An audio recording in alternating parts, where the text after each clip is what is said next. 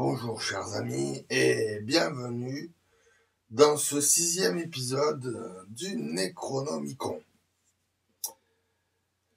Allons-y.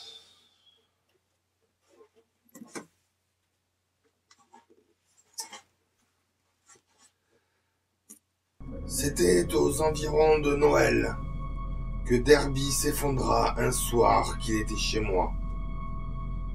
J'orientais la conversation vers les voyages de l'été suivant, quand soudain, il poussa un cri et bondit de son siège avec un air de bouleversant et incontrôlable effroi.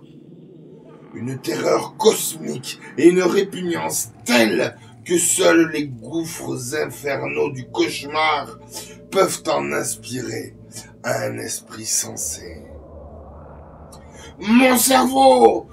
Mon cerveau! Mon Dieu, Dan! Ça tire! De là-bas, ça cogne! Ça griffe! Cette diablesse! Même maintenant! Ephraim! Kamok! La fosse aux chogottes! Yéchou Nicolas! Le bouc aux 1000 chevreaux! La flamme au-delà du corps, au-delà de la vie, dans la terre. Oh mon Dieu! Je le ramenai à son fauteuil et lui versai un peu de vin dans la gorge, tandis que sa frénésie sombrait dans une morne apathie. Il ne résista pas, mais continua à remuer les lèvres comme s'il parlait tout seul. Je me rendis bientôt compte qu'il essayait de me dire quelque chose, et je tendis l'oreille vers sa bouche pour saisir ses faibles paroles. Toujours elle essaie. J'aurais dû m'en douter.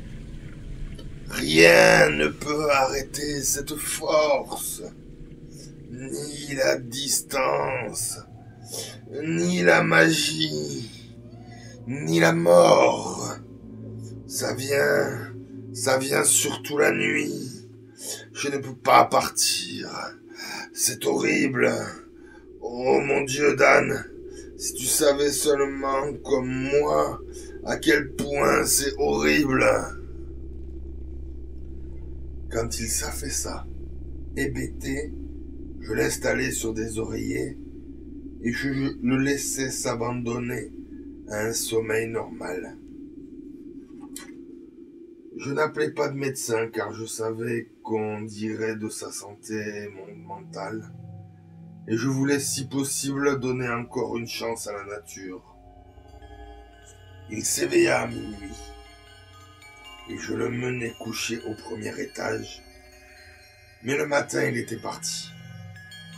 Il avait quitté silencieusement la maison et son maître d'hôtel, que j'appelais au téléphone, me dit qu'il était chez lui, arpentant fébrilement la bibliothèque.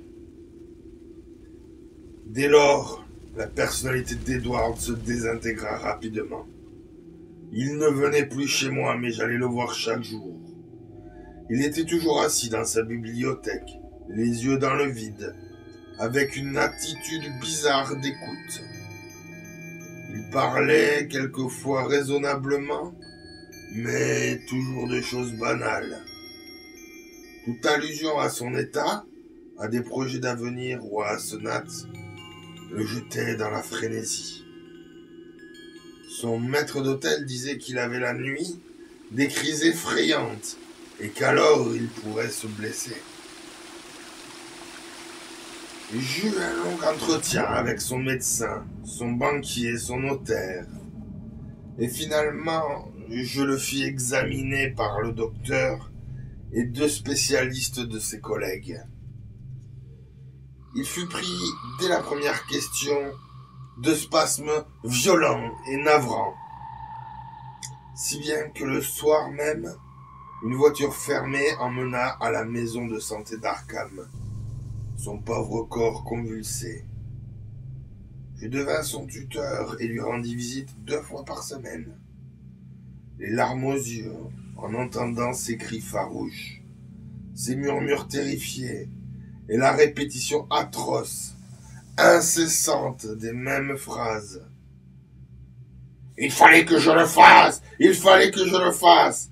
Il mourra, ce monstre! Il mourra! En bas dans les ténèbres! Mère! Mère!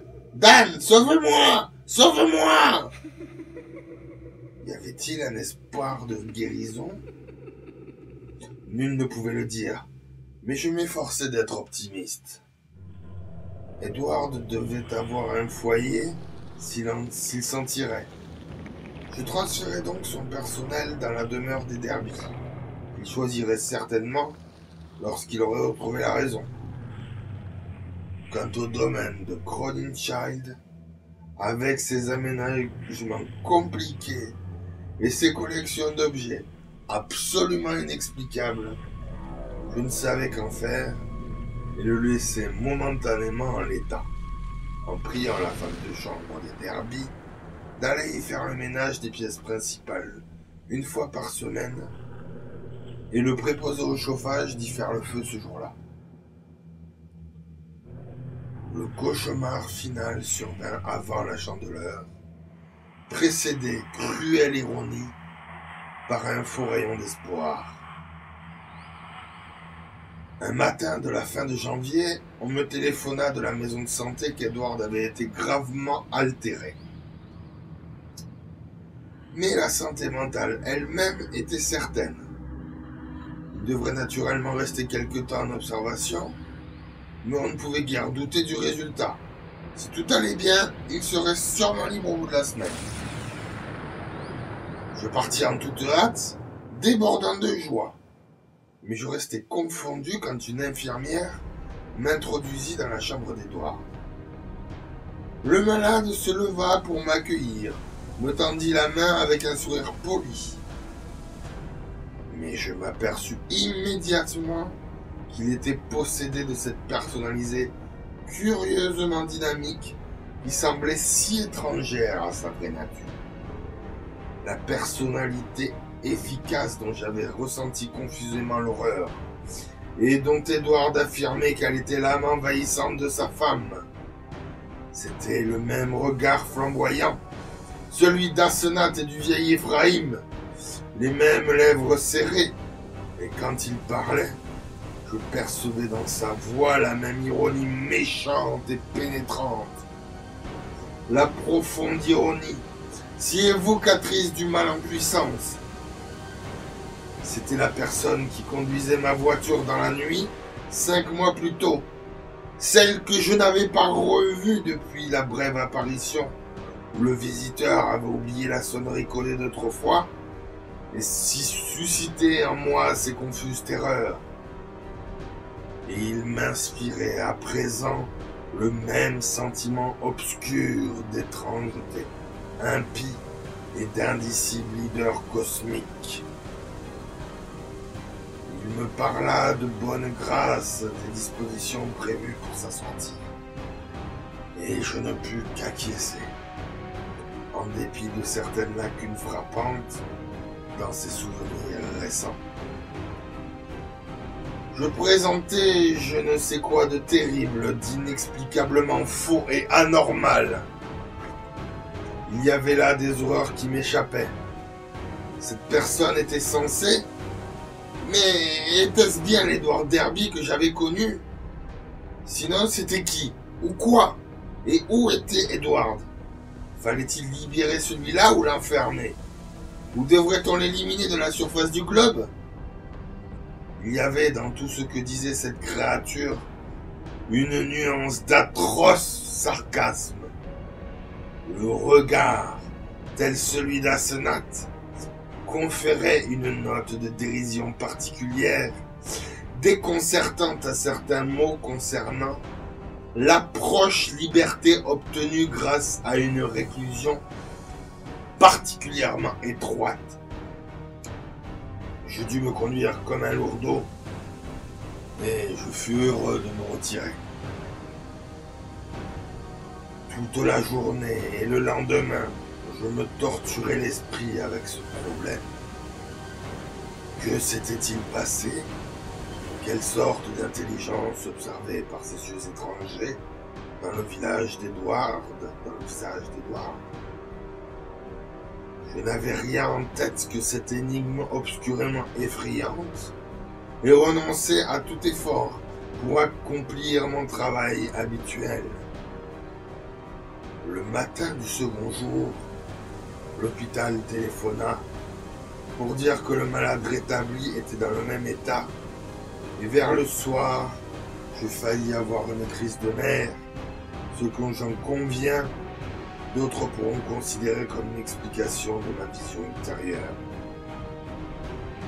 Je n'ai rien à dire sur ce point, si ce n'est qu'aucune folie de ma part ne saurait suffire à expliquer tous les faits.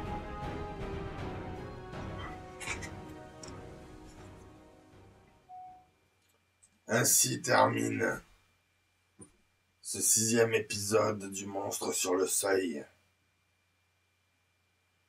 Je vous donne rendez-vous mercredi prochain pour le dénouement de cette affaire.